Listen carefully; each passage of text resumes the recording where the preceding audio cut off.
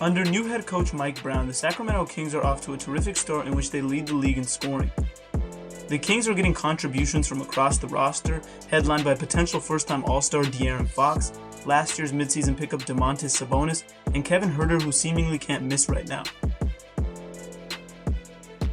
For the first time in a long time, Kings fans have something to cheer about.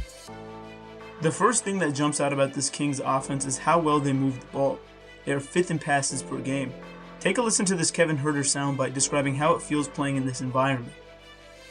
The ball is power. The ball is power. The ball is energy. You move the ball, you move energy around. Guys are going to like playing with each other. It helps build chemistry pretty fast. The Kings are getting multiple ball reversals, great organized movement, instinctual cutting, and are routinely passing up good shots for great shots. What makes this even more impressive is that even with all the movement, they are taking good care of the basketball, which teams who pass more can struggle with. One of the ways the Kings promote more movement is through dribble handoffs or DHOs. The Kings use DHOs more than anyone and are scoring a blazing 1.14 points per possession in these situations. Take a look at this sequence where they utilize multiple DHOs to find themselves an open look.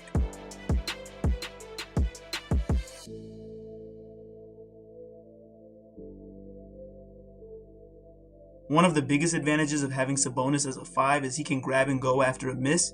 He's alert looking for DHO opportunities in these live ball situations before the defense can set.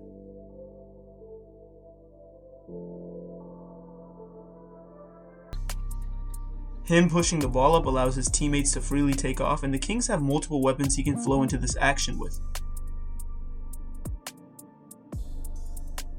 The biggest beneficiary of these DHOs has been Kevin Huerter, who is scoring 1.31 points per possession on league-leading volume.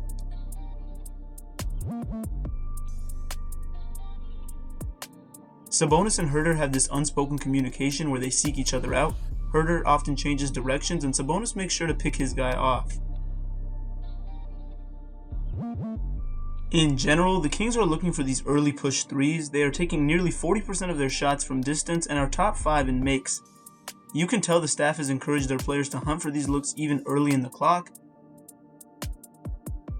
The aforementioned Huerter has the ultimate green light, and he's cashing in nearly 50% of his looks on over 7 attempts a game. Getting out and running is a strength of this Kings roster, and a big reason why is very few can push the pace like De'Aaron Fox. Fox is a blur in the open court and puts immense pressure on opposing teams to get back. Fox is in the midst of one of the most impressive guard rim finishing seasons ever. He's at nearly 80% at the rim. Even in tighter dimensions, he uses his craft to get to where he wants to go. When the rim is walled off, Fox has been stellar at using his soft touch on his floater.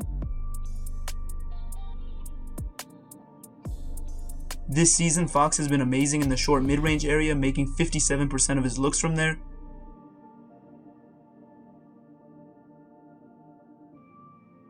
He's really good at pulling up at the elbow against defenders who retreat, and numerous times this season, he has found success in late-game situations with his patented fall-away midi.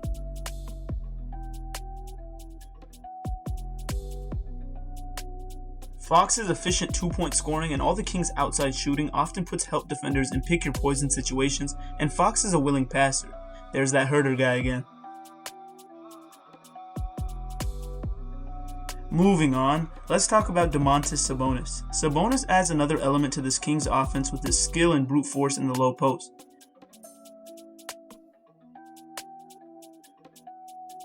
Sabonis isn't shy throwing his weight around, and he's without question a throwback with how physical he is down there. Just watch this clip.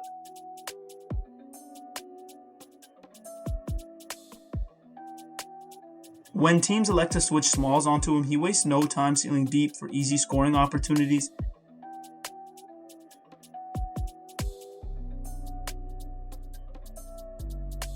Sabonis isn't just a scorer in these spots either. He has nice playmaking feel, and he finds open guys with on-time and on-target passes.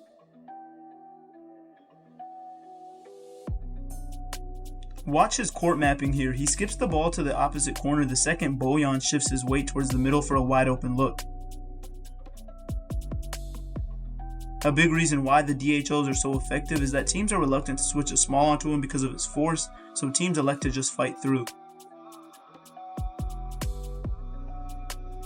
Sabonis and the Kings' first group has been one of the most effective 5-man units in the NBA, but this infrastructure is also getting the most out of the Kings' second unit, a sign of great coaching.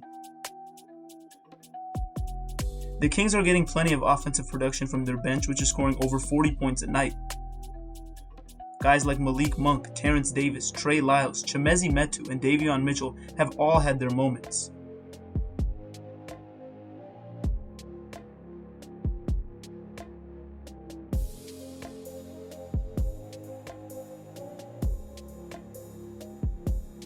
So what's the catch behind all this? Mike Brown, who's known for his defensive acumen, is leading a historically good offense.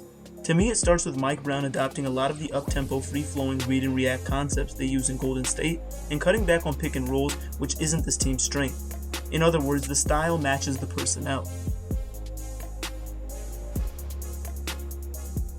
Just last season, the Kings were a heavy pick and roll team and they produced lackluster offensive results. The offense was a lot more stagnant and there wasn't the same level of involvement from top to bottom. The Kings, much like the Warriors of recent years, have cut down their use of pick and rolls and instead have opted to play with rapid decision making in space that promotes cutting, dribble handoffs, and other unscripted action.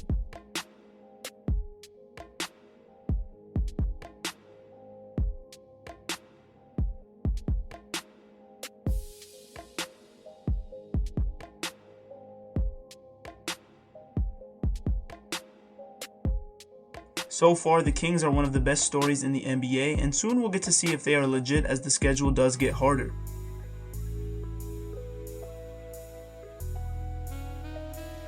One thing that'll make or break this team's push is whether or not they can figure it out defensively. They are a bottom 5 group on this end, and they don't exactly have the personnel to be elite at getting stops.